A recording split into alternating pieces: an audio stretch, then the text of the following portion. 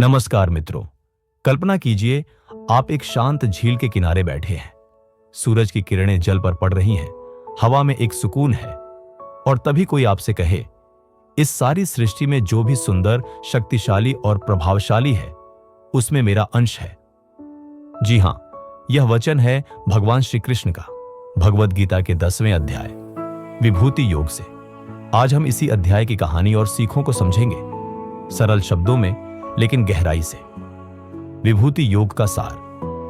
विभूति का अर्थ है भगवान की दिव्य विशेषताएं, वह ताकत जिससे वह इस संपूर्ण सृष्टि में प्रकट होते हैं। अर्जुन के प्रश्न पर भगवान श्री कृष्ण कहते हैं, हे अर्जुन, मैं जल में मिठास हूं, चंद्रमा और सूर्य में प्रकाश हूं, मैं वेदों में ओंकार हूं और प्राणियों में जीवन शक्ति हूं। हर महानता, हर सुंदरता भगवान की उपस्थिति की एक झलक है।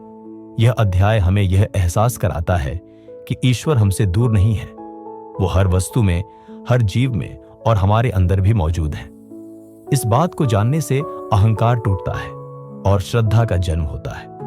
जब हम सोचते हैं कि हमने कुछ बड़ा किया है, तब यह ज्ञान हमें विनम्र बनाता है, और जब हम निराश होते हैं तब यही ज्ञान हमें शक्ति देता है। जीवन की समस्याओं में इसकी उपयोगिता। कभी ऐसा लगा है कि आप अकेले हैं या आपको लगे कि कोई आपकी बात नहीं समझता? ऐसे समय में विभूति योग कहता है, तुम अकेले नहीं हो, भगवान हर जगह है और तुम्हारे भीतर भी। अगर कभी घमंड आ जाए, यह अध्याय याद दिलाता है कि हमारी हर शक्ति, हर सफलता ईश्वर की देन है। और जब किसी कार्य में उत्साह खो जाए, तो यह ज्ञान कि ईश्वर हमारे साथ है हमें फिर से आगे बढ़ने की प्रेरणा देता है। इस ज्ञान को रोजमर्रा के जीवन में कैसे अपनाएं? अब सवाल यह है कि इसे अपने जीवन में कैसे उतारें। हर सुबह उठते ही यह सोचना शुरू करें, मैं दिव्यता का अंश हूं, मेरे अंदर ईश्वर है।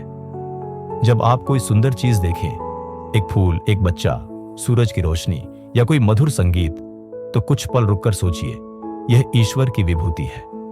अपने काम को पूजा समझें। चाहे आप शिक्षक हों या विद्यार्थी, दुकानदार हों या डॉक्टर, हर काम में समर्पण और ईमानदारी रखें, क्योंकि जब हम काम को भगवान को समर्पित करते हैं तो वही बन जाता है कर्मयोग। यह अभ्यास हमें बनाता है विनम्र, शांत और सच्चा। निष्कर्ष और आह्वान।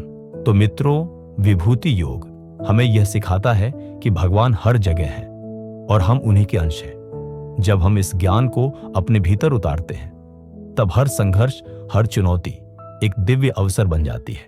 तो आइए आज से ही हर दिन, हर क्षण ईश्वर की उपस्थिति को पहचानें, उनके अंश को दूसरों में और खुद में देखें और एक शांत, सच्चे और प्रेरणादायक जीवन की ओर कदम बढ़ाएं। अगर आपको यह ज्ञान उपयोगी लगा हो तो इस वीडियो को लाइक करें, शेयर करें और कमेंट में जरूर लिखें, मैं ईश्वर की विभूति को हर जगह देखता हूं। जय श्री कृष्ण।